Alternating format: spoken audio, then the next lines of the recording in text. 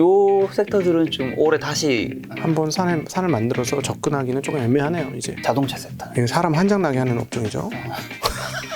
어쩜 이렇게 계속 빠져? 근데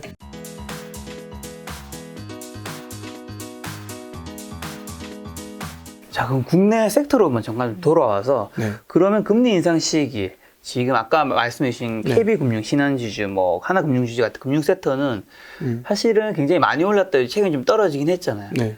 요 섹터들은 좀 올해 다시 이제 상승할 때마다 다시 이제 좀 올라갈 수 있는 걸까요? 이제 한번 산을 만들어서 네. 큰 산 만들 놈들이 아니라 한번 산을 만들어서 접근하기는 조금 애매하네요. 이제 접근하기 좀 애매합니다. 거기서 많이 반영됐다. 네, 많이 반영돼서 이제 많이 떨어졌으니까 이거 반등은 할 거고요. 네. 또 이익 규모가 워낙 좋지 않습니까? 그러니까요. 미친 이익 규모가 나오는데 또 돈을 그렇게 잘 보고 있다. 네, 그리고 배당도 많이 줄 거니까 뭐 배당 내가 뭐 주식으로 벌지 않고 배당으로 벌어야 되겠다고 생각하시는 분들 입장에서는 아직 뭐 선택지 중에 하나죠. 나쁜 선택지까지는 아닌 것 같고요. 네. 네, 그러나 크게 아주 편안하고 아주 뭐 님도 보고 뽕도 따는 건 아니다. 작년에는 님도 보고 뽕도 딴 거죠. 물론 저는 님만 보고 뽕은 못 땄죠. 네. 근데 님도 보고 뽕도 딸 수 있는 게 작년이었고, 오히려 차라리 금융주 쪽에서는 님도 보고 뽕도 딸라면 차라리 증권주가 낫지 않을까 하는 생각은 들어요. 네. 왜 주가 빠졌어요 이번에. 네. 시장 빠지면서. 네. 근데 예탁금 안 빠지고 거래대금 줄었어요. 줄었는데 저의 입장은 옛날보다 아직도 거래가 엄청 많아요. 2019년, 18년 이럴 때보다 훨씬 좋습니다. 그래서 증권회사들이 주가 빠졌기 때문에 님도 보고 뽕도 딸 수 있는 네. 상황인 금융주는 이쪽이고, 그 다음에 보험주도 약간 그렇죠. 근데 보험주 금리가 떨어져갖고 가격이 많이 떨어지면 뭐 가능하다. 얘들도. 그래서 금융주는 그 정도로 보시면 될 것 같습니다. 자동차 현대차 기아 현대모비스 속한 자동차 섹터. 이거 사람 한 장 나게 하는 업종이죠. 왜요? 아니 주가 계속 떨어지니까. 그러니까요. 저도 뭐 그렇게 안 나쁘게 봤는데 어쩜 이렇게 계속 빠져. 근데 이게 8인치 웨이퍼 증설은 분명히 있었어요. 네. 근데 도대체 얘들이 언제 공급해 줄 거냐가 핵심인데, 제가 이제 8인치 웨이퍼 이거 너희들 증설한 거는 뉴스 나오잖아요. DB 하이텍이나 이런 회사들. 네. 그럼 당연히 NXP라든가 인피니온이라든가 이런 회사들도 다 8인치 웨이퍼 라인 증설을 했을 거라고 보고요. 그러면 증설이 맞다면 하반기엔 풀려야 돼요, 진짜로. 그러면 작년에 못 다 했고 올해 지금 못 하고 있는 수익들, 네. 적체된 자동차, 이건 풀리니까 풀릴 수 있을 것 같긴 하고요. 네. 근데 이제 자동차는 매출과 이익만으로 설명이 안 되는 하나가 있어요. 신규 성장 산업에 발을 얼마나 뻗고 있느냐의 여부예요. 즉 전기차로 패러다임이 바뀌는데 네. 이걸 대응할 수 있는지 여부예요. 이게 아주 중요하거든요. 주가 프리미엄은 얘가 만드는 겁니다. 그러니까 그 프리미엄을 몽땅 갖고 간 게 테슬라지 않습니까? 제가 어제 안 그래도 이 질문을 받으려고 그랬는지 모르겠습니다만 테슬라 매장과 현대차 매장 모두 갔다 왔어요. 오, 그래서 전기차를 다 봤어요. 어때요? 테슬라는 중고차 가격이 빠지면 위험해질 것 같습니다. 중고차 가격이 지금 미쳤어요. 새 차보다 더 비싸요. 15,000km 탔는데 새 차보다 더 비싸. 신차가 지금 결제해도 받으려면 오래 걸렸거든요. 네, 오래 걸리죠. 6개월, 1년 가까이 걸릴 거예요. 한 8개월에서 1년 걸릴 어떤 건 거예요. 뭐 2년 기다린다는. 모델 X 같은 경우를 제가 보러 갔어요. 모델 X 갔는데 아예 가격도 없어요. 근데 작년 나왔을 때까지는 1억 3,900에 나왔는데 지금 중고차 가격이 15,000원 탄 게 1억 4천 막이래요. 그런데 뭐 개선돼가지고 한 1억 4천에서 1억 5천 나오겠죠? 네. 근데 뭐 시트 갈고 뭐 이거 갈고 저거 갈고 하면 1억 6천, 1억 7천 나오겠더라고요. 1억 7천이면 살래? 이러면 투자를 할래. 그 돈으로 난 투자를 할래. 이런 생각이 들더라고요. 네. 거기서 저한테 물어봤어요. 네. 야, 너 이거 1억 7천이면 살래? 그래서 이거는 조금 심하다라는 생각이 들었어요. 그래서 이거를 지금 테슬라의 가격을 지탱해주는 중요한 것 중에 하나는 중고차 가격이 계속 오릅니다. 그러니까 애들이 계속 본차 가격을 계속 올릴 수 있어요. 계속 올릴 수 있기 때문에 막 질를 수 있어요. 네. 사면 돈 버는 거야. 2년 타고 본전에 팔 수 있어. 지금 이 논리가 지금 구성되어 있어요. 네. 약간 몇 달 전까지 약간 샤테크 같은 느낌이네요. 맞아요. 사면. 샤넬이나 뭐 한정판 나이키 네. 이런 거예요. 맞아요. 지금 그런 상황이는데, 그래서 오히려 제가 어제 딱 갔다 와서 느낌, 이거 중고차 가격이 빠지기 시작하면 조금 문제가 되겠다. 근데 어쨌든 공급 늘긴 하지만 여전히 매수자가 많아요. 언제 이게 공급이 원활해질지 모르겠는데, 일단 올해 작년에 97만 대 정도를 했는데 올해 재추정은 170만 대에서 200만 대입니다. 폭발적으로 늘어요. 이게 보통 증가율이 줄거든요. 네. 개수가 많아지면. 그렇죠, 얘네 안 줄어요. 얘네들 지금 왜 그렇게 보냐면, 근거는 작년도 그 중국 상하이 기가팩토리에서 작년도 12월에 7만 대 했는데 올해 1월달 6만 대 했습니다. 자, 그럼 환산 치면 기가팩토리에서 1년에 7, 80만 대를 한다는 거고, 증설을 추가로 하면 100만 대 가능하다는 얘기고, 프리몬토 공장에서도 뭐 대략 뭐 비슷한 수준의 걸 하고, 거기다 텍사스 공장까지 추가로 들어가면 200만 대가 불가능한 얘기가 아닌 거예요. 근데 200만 대에도 불구하고 공급이 딸린다. 이러면은 재미난 얘기가 나오죠. 그러면 계속해서 헤게모니를 가지고 가면서 가격을 유지할 수 있을 거로 보여지는데, 이 시장을 다른 회사들이 얼만큼 갉아먹을 수 있느냐가 되게 중요해요. 뭐 주도권은 가지고 있고 26년도까지 1등을 할 것 같습니다. 전기차 분야에서 테슬라가 적어도 지금 분위기로 보면서. 그러면 이 시장을 뺏어올 수 있으면 되는데, 지금 테슬라 모델 3가 한국에서 가격이 거의 8천만 원까지 올라갔어요. 보조금 받을 수 있는 게 이제 7천만 원대 보조금 받을 수 있는 게 있는데, 받아봐야 한 400만 원, 500만 원 뭐 이 정도 받으니까. 그런데 아이오닉 5 같은 경우는 지금 보조금을 다 받아요. 네. 다 받는데 문제가 있더라고요. 그래서 이거보다 더 큰 차는 언제 나와요? 그러니까 내년도에 나오겠대요. 그래서 그렇습니까? 막 이러면서 그러면 아이오닉 5는 언제 받아요? 1년 기다려야 된다는 거예요. 이게 안 뚫리는 거지. 이게 뚫려야 돼요. 이게 뚫려야 되고, 지금 어차피 미국 시장을 제외하고는 테슬라의 자율주행이 제대로 안 먹힙니다. 테슬라는 미국에서 지금 자율주행 베타 10.10까지 나오면서 지가 운전을 막 해요. 진짜로. 미국에서는 정말 위협적이에요. 미국에서도 판매는 늘 거라고 분명히 보고, 근데 이제 해외 쪽에서도 열광하고 있으니까. 근데 국내 시장이 들어오면 그 테슬라의 자율주행이 힘을 다 못 씁니다. 거의 비슷한 상황이에요. 2.5. 자율주행 2.5 단계에서 업체랑 뒤치락 하는 거예요. 물론 테슬라가 조금 더 훨씬 더 미세하게 더 좋을 거로 봐요. 제가 아직 시승을 못 해봤어. 현대차를 이번에 시승 신청했는데, 근데 여기서도 2.5는 되긴 되거든요. 근데 이거를 잠식을 시켜줘야 돼요. 그런 밸류에이션이 올라갈 거예요. 근데 지금처럼 1년 기다려야 돼 이러면은 답이 좀 약하죠. 그렇죠. 근데 본질적인 본질 가치로 따지면은 가격은 이제 충분히 쌉니다. 제가 보기에는 충분히 쌉니다. 충분히 싸서 여기서 전기차가 확실히 눈에 띄는 정도로 편입이 되어지면 매출에서, 그래서 나는 현대차 관계자한테 얘기해주고 싶은 거예요. 돈 벌려고 하지 마라. 지금 돈 버는 게 중요해. 주가를 띄워라. 그러려면 전기차를 많이 팔아라. 대수를 채워라. 그래 너희들이 산다. 제발 플리즈. 알겠죠? 설마. 네.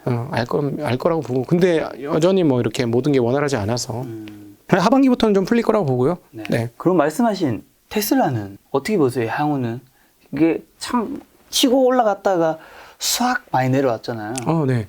나중에 어떻게 될까요? 제가 테슬라가 이번 4분기에 주당 2.5달러의 순이익을 거뒀습니다. 네. 근데 이 회사가 지금 성장률이 미친 성장률이 나오면서 올해도 거의 70%에서 100% 성장 사이가 이루어질 가능성이 있어요.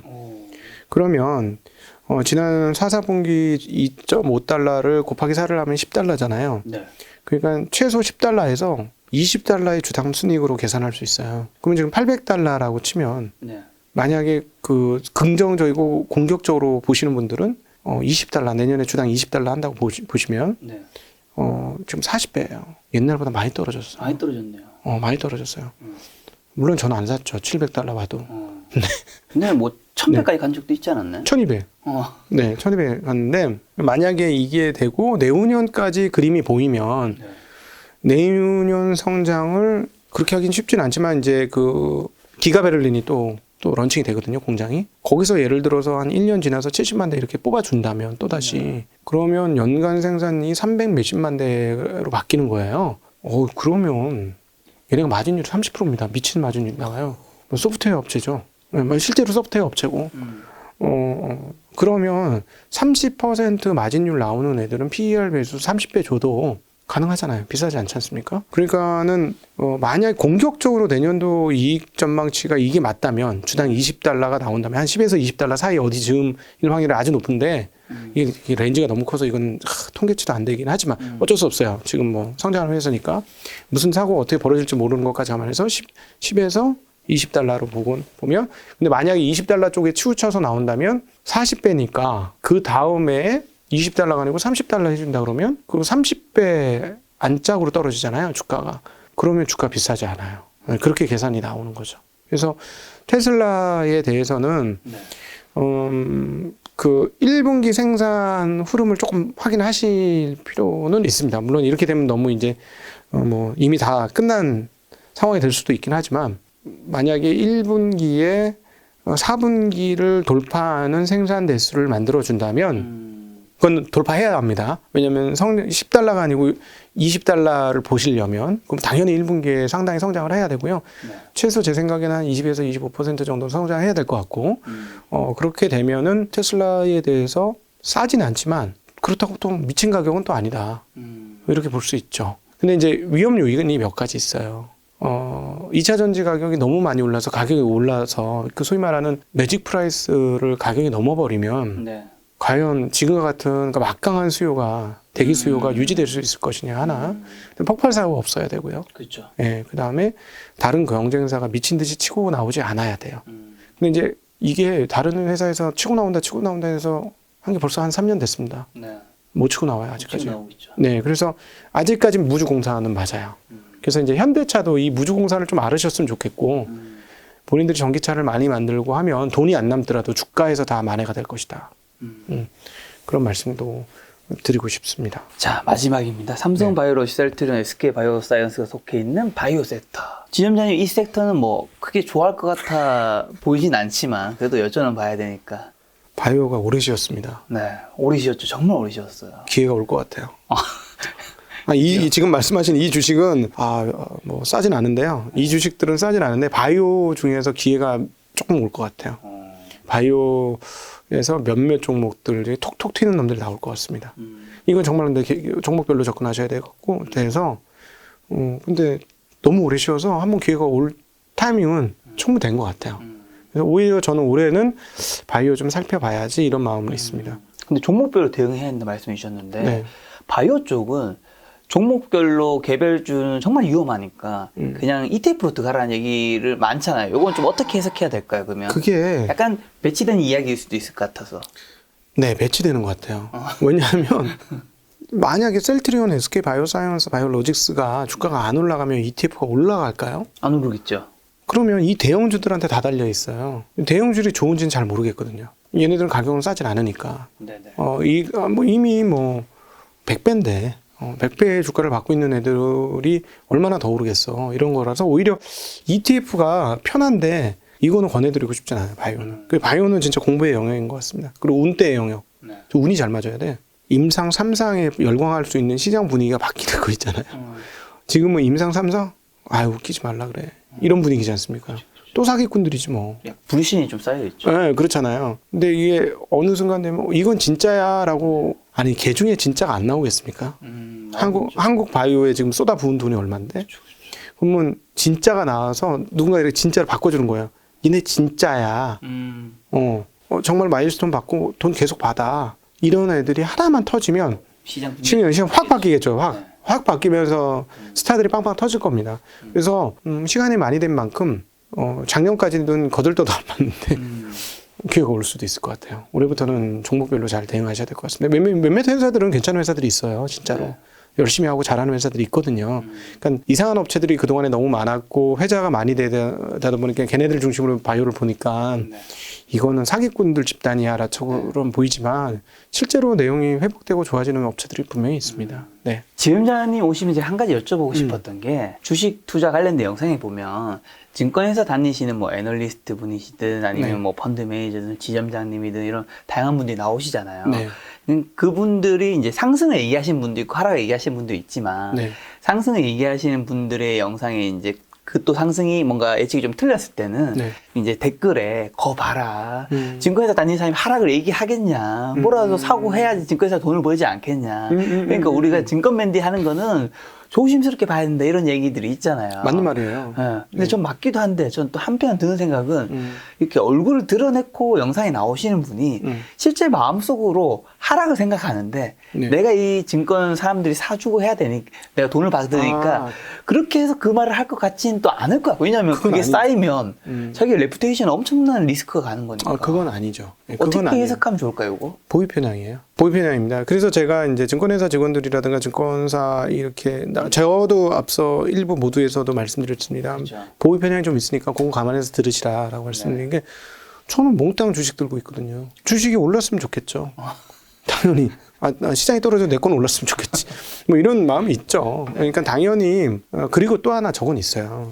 주식시장을 부정적으로 봤을 때 결론이 좋을 것이냐 긍정적으로 봤을 때 결론이 좋을 것이냐는 따져보면 긍정적으로 보는 게 결론은 더 좋습니다. 그렇죠. 일단 왜냐하면 시장을 안 떠나요. 막 괴롭고 힘드는 과정이 있더라도 시장을 안 떠나는 거 긍정적으로 보면 왜냐하면 장기적으로 시장이 우상향하고 자본주의는 발전한다. 그리고 그렇죠. 기업들도 웬만해서 발전한다. 이런 생각을 가지고 있으면 시장을 안 떠나고 있으면 또 기회가 오거든요. 그래서 네. 비관론자는 명성을 얻고 긍정론자는 부를 얻는다라는 말이. 맞아요.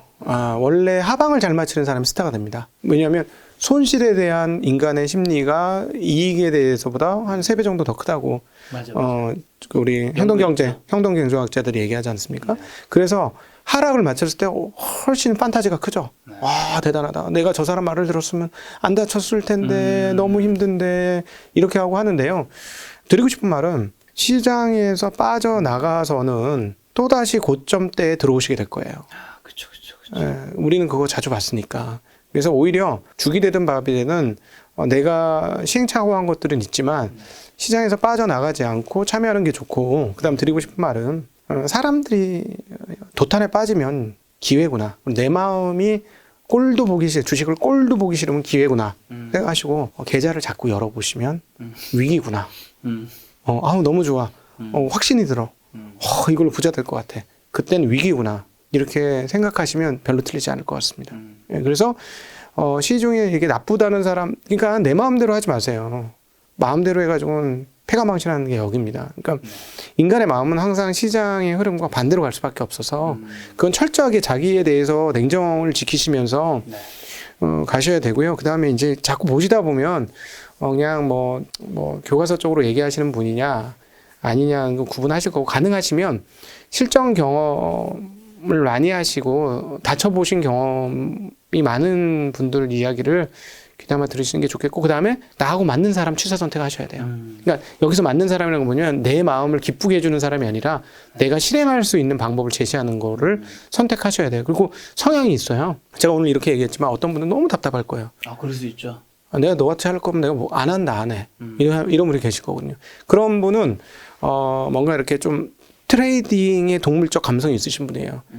깨지더라도 거기 가서 치고받으면서 경험을 쌓으실 필요가 있어요. 그런 분들은. 근데 조금 제가 드렸던 말이 편안하신 분들은 이게 자기한테 맞는 방법이니까 이런 방법을 채택하면 돼요. 그러니까 산에 올라가는 방법은 다양합니다. 등산로는 다양해서 근데 그게 자기 성향에 맞는 게 있어. 어떤 사람은 난 죽어도 케이블카 타고 가야 돼. 나는 무조건 걸어가야 돼. 이러면 다 다르거든요. 그러니까 주식도 정상으로 올라가는 방법이 아주 다양하니까 그래 다양하게 그 방법을 취사 선택하실 필요가 있을 것 같아요. 그리고 실전 경험이 많으신 분들 얘기를 더 귀담아 들으실 필요가 있을 것 같습니다. 지점장님 말씀해 주신 증권맨 분들 이야기도 어떻게 보면 보유 편향 그 말이 굉장히 그렇죠. 많이 와닿네. 보유 편향이죠. 보유 편향이에요. 그럴 수 있겠네. 올라가길 바라죠. 다들 떨어지길 바라는 사람들은 별로 없어요. 그러다 보니까 자꾸 좋게 이야기를 하는 거죠. 시장에 참여하고 있으니까. 자, 김작가TV 오랜만에 나와주셨는데 시청자분들에게 마지막에 뭐 하고 싶으신 말씀 있다면? 네. 거시경제에 대해서 너무 신경을 많이 쓰실 필요는 없습니다. 주식시장에 실제적으로 자기에게 수익을 벌어다 주는 거는 내가 투자한 기업이 잘 됐을 때예요. 그래서 사실은 기업에 집중하는 게 거시 전체를 보는 것보다는 더 중요하고요. 거시를 보시려면 금리의 동향 흐름 정도를 잘 추적하시면 거시의 중요한 포인트들은 보시는 것이다 라고 말씀드릴 수 있겠고 그런 금리의 동향, 특별히 미국 연준의 동향은 증시각도의 TV에서 제가 유튜브 링크 고정 댓글 해놓겠습니다. 이만 보내드리겠습니다. 네. 오늘 만남의 손님은 각상주 지점장님이었습니다. 네. 지금까지 여러분 소중한 시간 함께 해주셔서 정말 감사합니다. 오늘도 김 작가였습니다. 고생 많으셨습니다. 네, 감사합니다.